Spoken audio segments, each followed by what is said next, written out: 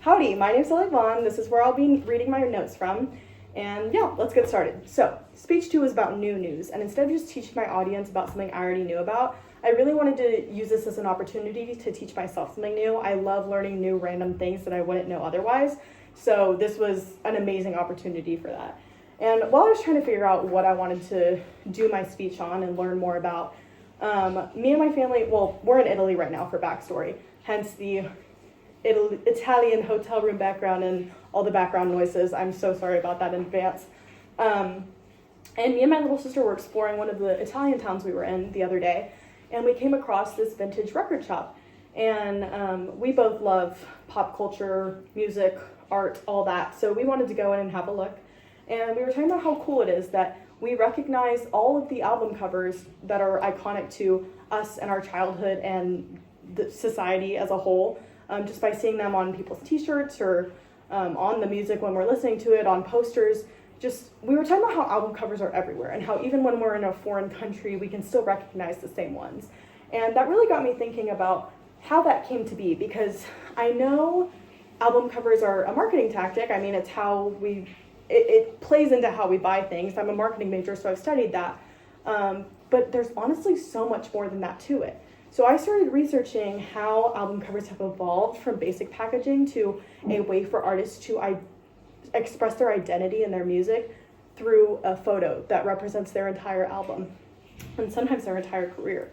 So it was super fun to research this. And I mean, I won't keep you waiting. I'll get into it. But starting with the origins, before 1939, there wasn't much to album covers. It was brown wrapping that would say maybe the album title, some like what was on side A, what was on side B of the record.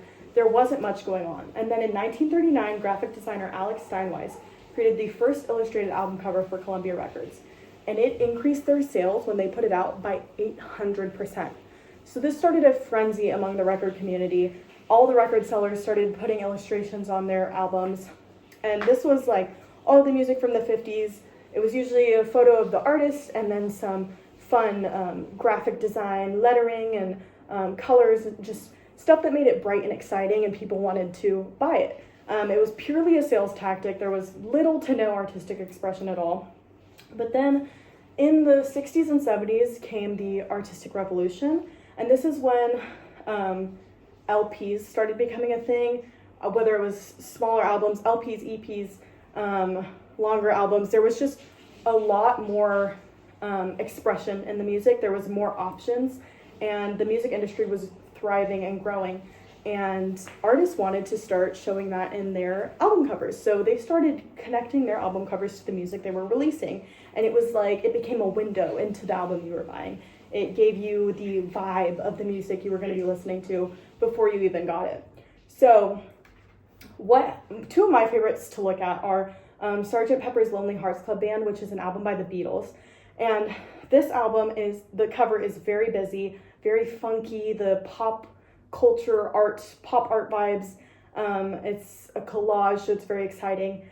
And this basically, it really gives the vibe of the album if you've ever heard it. It goes into the Beatles' funkiness and it matches their energy a lot. And then in contrast, Pink Floyd's Dark Side of the Moon, which is just as iconic, if not more. Everyone knows it when you see it. They know Pink Floyd by it. It's their most iconic album cover. And it uses minimalism and symbolism to represent the more complex ideas that are within the album. And this is how covers became more of an extension of the music's themes. They became more bold and experimental. Artists started being more conceptual with the work they were doing. And it was only a matter of time before this grew into a more political and cultural take on their music as well. And not just their music, but artists as the persona they were when they were on stage. They started using album covers to convey that. So artists like Marvin Gaye, David Bowie, Grace Jones, they started challenging norms, whether it was societal, racial, or gender identity norms. They started challenging everything they felt wasn't a part of them or was a part of them and displaying it through their album covers. They used album covers to build up their personal identity. And while a lot of people found this shocking or a little bit too political for them, their fans loved it because they knew they were getting a glimpse into who their persona was as an artist. So they loved getting a new album cover and seeing what it was like.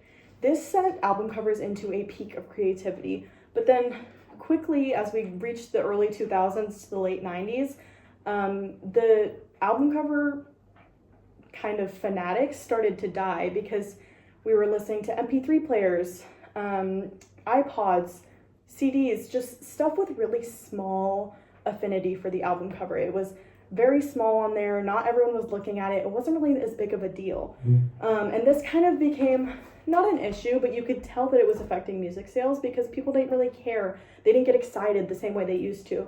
And that was until the 2010s, late 2010s to now 2020, people started kind of finding the nostalgia and the joy in old records and the way their covers were so big, and they started collecting them as kind of memorabilia, which made current artists want to start doing the same. So they started displaying their stuff way bigger on t-shirts, on posters.